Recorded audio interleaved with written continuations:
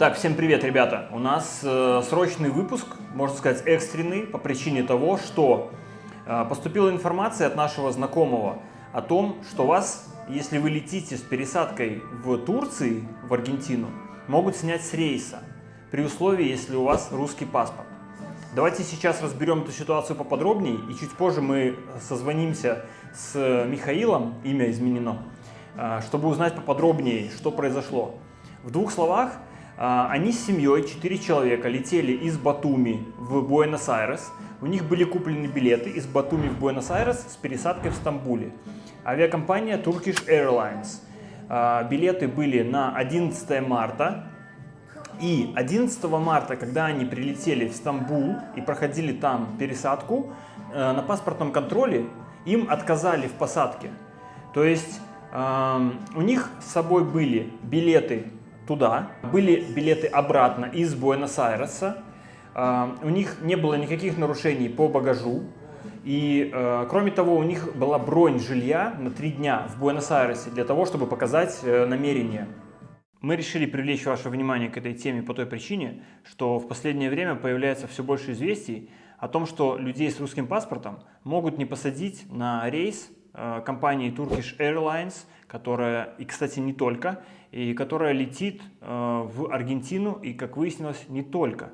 Также это может быть Чили или другие страны Латинской Америки. В Телеграме создано уже несколько чатов людей, которых не пустили на рейс. Там вы можете почитать различные истории, и почему мы решили рассказать вам одну из них, потому что она произошла с нашим знакомым. И, по крайней мере, мы можем из первых уст получить информацию о том, как это было на самом деле. Итак, звоним, я сейчас включу громкую связь. Алло. Михаил, добрый день. Да. Добрый день. Давайте попробуем в 2 словах восстановить ситуацию, что произошла. То есть, я напомню, у вас получается 4 человека в семье, правильно? Вы, супруга и 2 детей. Вы летели из Батуми в Буэнос-Айрес, купив билеты с пересадкой в Стамбуле. Все правильно? Да, все билеты одной брони.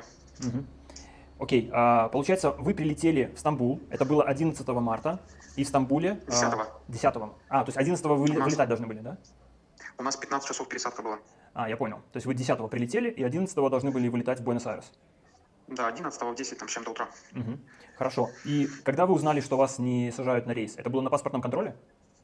Нет, в транзитной зоне нет никакого паспортного контроля, уже непосредственно перед посадкой. То есть вы были в рукаве, через который происходит посадка в самолет, или это было в самом гейте, в зале ожидания?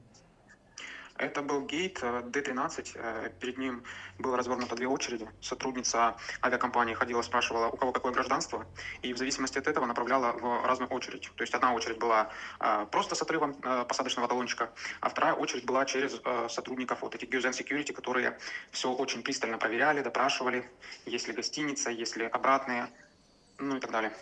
Я понял. И вас, соответственно, направили вот в эту вторую очередь через Guzen Security, и у вас там спросили все документы, вы все предоставили, и вам все равно отказали? Да.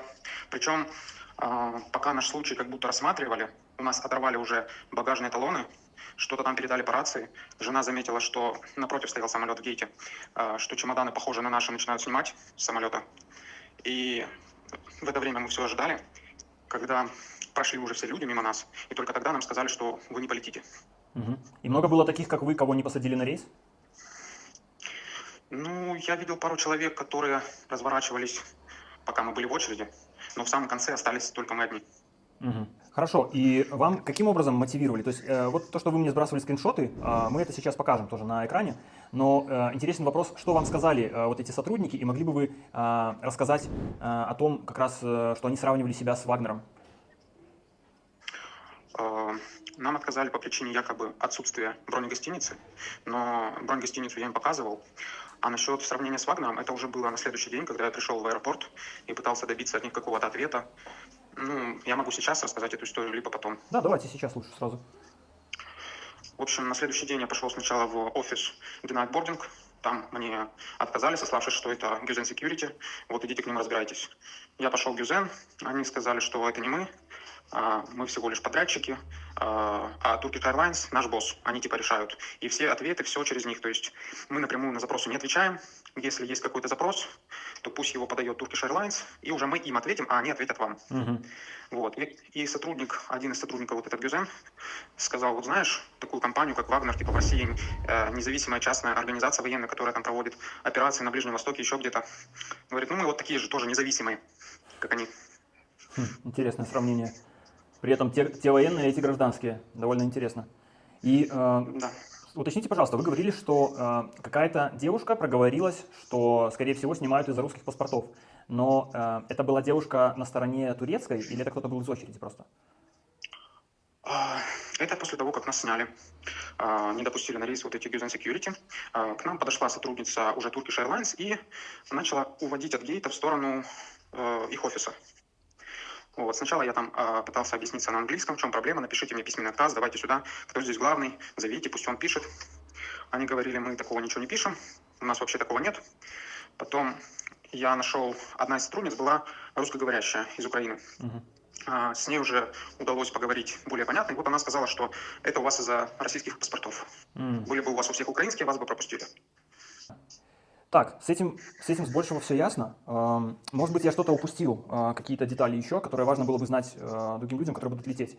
Вы что-то говорили про наличие российского паспорта. И вы сказали, что в первой причине вашего отказа было указано, что аргентинская сторона вас не приняла, заранее как бы ответив на запрос с турецкой стороны, и поэтому сначала вам было отказано. Потом во втором письме, которое вы прислали, там было сказано, что из-за турецкой таможни вас не пропустили. И сейчас вы сказали, что это вообще вам отказали из-за якобы отсутствия брони жилья, правильно? Ну вот причин они называют очень много разных. Какая из них является правдой, непонятно. Еще вот, когда мы садились на рейс в Батуми, сотрудник Туркиши нам сообщил, что с вероятностью 90% вам в Стамбуле откажут. Почему? Ну вот, видимо, у него была какая-то информация.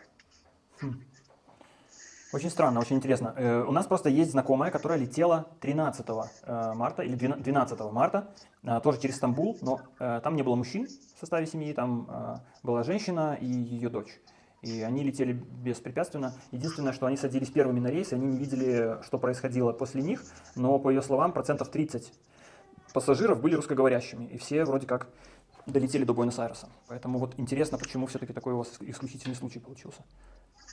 У нас еще было много багажа с собой, но опять же в этой закрытой группе кого-то снимали из-за того, что у них наоборот мало багажа. То есть непонятны вообще мотивы, к чему они придираются. И вы говорили, что вам не собираются возвращать стоимость билетов, только в каком-то размере какого-то налога, да? Да. На билеты было потрачено $4200. Это туда-обратно. Туда были билеты невозвратные. Обратно были возвратные за вычетом $108 с каждого билета. То есть я бы мог получить за возвратные где-то 2500. Они же насчитали, что могут вернуть только какой-то налог, там 2700 лир с каждого билета, это получается где-то меньше $300 за все. При этом кто-то в группе называл, что появляются какие-то причины отказа в возврате вот этих возвратных билетов, то, что была не использована часть маршрута. То есть якобы вы не долетели до Буэнос-Айреса, поэтому? Да. Я понял. Что ж, такая ситуация довольно сложная. Я желаю вам удачно с ней все-таки разобраться и ее как-то решить в свою пользу.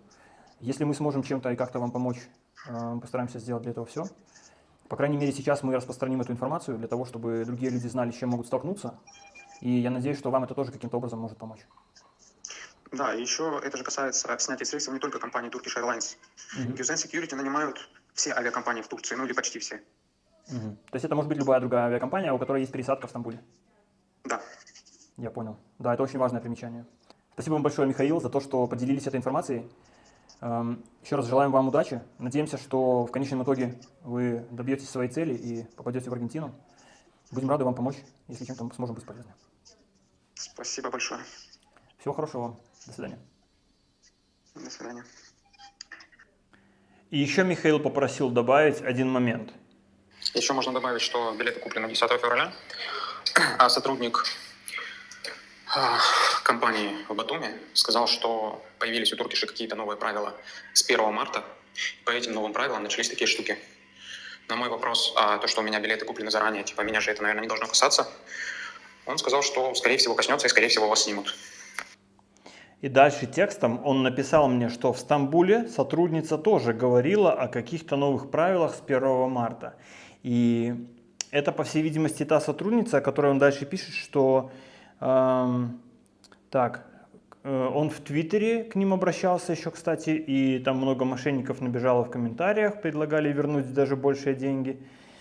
И вот эта сотрудница русскоязычная, которая сказала, что, скорее всего, из-за паспортов их не посадили, боялась увольнения с работы, если даст им письменный отказ. То есть в письменной форме, по какой именно причине их не посадили. Вот. То есть со своей стороны мы можем сделать вывод такой. Какой-то повальной систематики нет. То есть нету такого четкого правила, что если у вас русский паспорт, вас 100% не посадят на рейс. Скорее это зависит от конкретной ситуации. Если честно, мы не знаем, какие конкретно там ввели нововведения в эти правила с 1 марта у Turkish Airlines, какие правила поменялись и могли вообще поменяться у других авиакомпаний. В общем, я предлагаю продолжить наблюдать внимательно за этой ситуацией и вам быть максимально внимательными. Как мы уже говорили, есть чаты, где вы можете просто даже почитать истории других людей, чтобы понять, насколько ваша будет на их похожа. И просто постараться в максимальный порядок привести свои документы, чтобы вам точно не о чем было переживать. И мы желаем вам, куда бы вы ни собирались лететь, чтобы ваш перелет состоялся успешно. И если вы летите в Аргентину, до встречи здесь.